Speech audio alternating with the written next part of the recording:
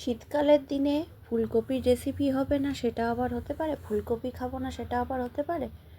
আজকে বানাবো ফুলকপির একটা দুর্দান্ত রেসিপি, ফুলকপির পোলাও। তো সেই রেসিপিটা আপনাদের সঙ্গে শেয়ার করব রাত্রে ডিনারের জন্য। প্রথমে আমি ফুলকপিটা এইভাবে কেটে নিয়েছি, একটু বড় বড় সাইজ করে কেটে নিয়েছি। আর মশলার জন্য নিয়ে নেব দুটো পেঁয়াজ, এটাকে আমি আধ বাটা করে নেব। এটাকে আমি প্রথমে স্লাইস করে নিয়েছি, এটাকে আধ বাটা করে নেব।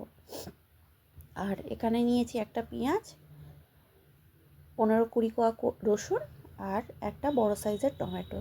এটাকেও আমি মিক্সিতে পেস্ট করে নেব। আর ঝালের জন্য নিয়ে নিচ্ছি 3টে লাল লঙ্কা। আলুটাকে ভেজে নেব। আলুটা আমি একটা প্রেসার কুকারে সিটি দিয়ে রেখেছিলাম। আলুটাকে একটু বড় বড় সাইজ করে কেটেছি।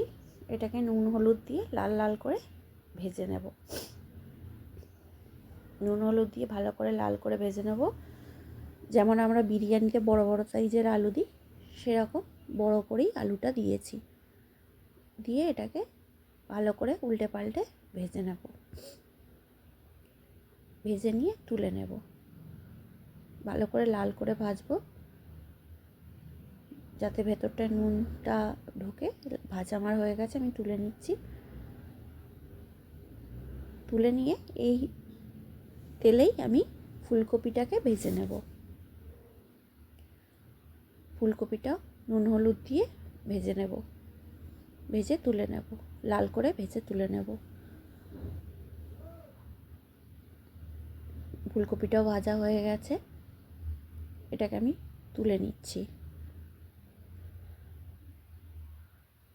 এবার এই তেলের মধ্যেই, ফুলকপি ভাজার তেলের মধ্যে একটা তেজপাতা, একটু দারচিনি আর জিরে ফোড়ন দিচ্ছি।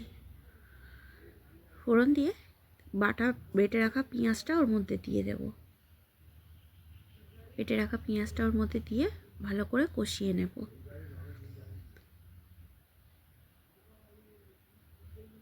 লাল করে কষিয়ে নেব, ভেজে নেব। নিয়ে তারপরে দিয়ে দেব মিক্সিতে যে আগে যে মশলাটা বেটে রেখেছি, রসুন, পেঁয়াজ, টমেটো আর লাল লঙ্কা। এটাকে ভালো করে কষিয়ে নেব একসঙ্গে।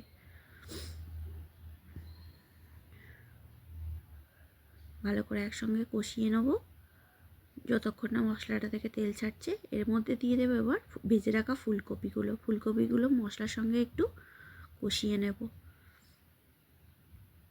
ফুলকপিটা তো একটু সময় লাগে সিদ্ধ হতে, ডাঁটাগুলো, তো ওই জন্য ফুলকপিগুলো মশলার সঙ্গে একটু কষিয়ে নেব।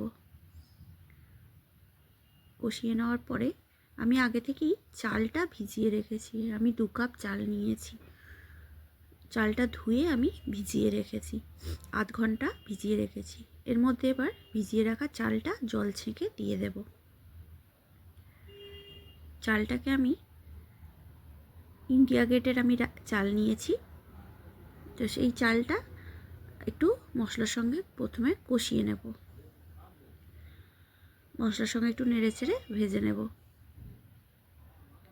নিয়ে আমি জল দেব। জলটা হচ্ছে যে যতটুকু চাল দেব তার ডবল জল দেব।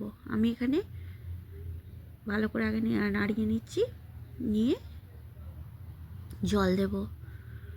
জলটা আমি 4 কাপ দেব। আমি এখানে মিক্সির বাটি ধোয়া জলটা দিয়ে দিচ্ছি। দিয়ে 4 কাপ জল দিয়ে এটাকে ফুটতে দেব। আপনারা চাইলে এটা ঈষৎ উষ্ণ গরম জলও দিতে পারেন। আমি হালকা গরম জলই দিয়েছি। চালটাকে একটু নাড়িয়ে দেব, দিয়ে ভালো করে ফুটতে দেব। চালটা যেন পুরো জলের মধ্যে চলে যায়। এর মধ্যে দিয়ে দেব পরিমাণ মতো নুন, একটু ফুটতে দেব। দিয়ে ফুটতে দেবো। তারপরে আলুটা দিয়ে দেবো। এর মধ্যে আমি দিয়ে দিচ্ছি 1 চামচ ধনেপাতা বাটা। ধনেপাতা দিলে কী হবে, টেস্টটা একটু অন্যরকম হবে। এর মধ্যে দিয়ে দিচ্ছি কেওড়া জল 1 চামচ আর 1 চামচ গোলাপ জল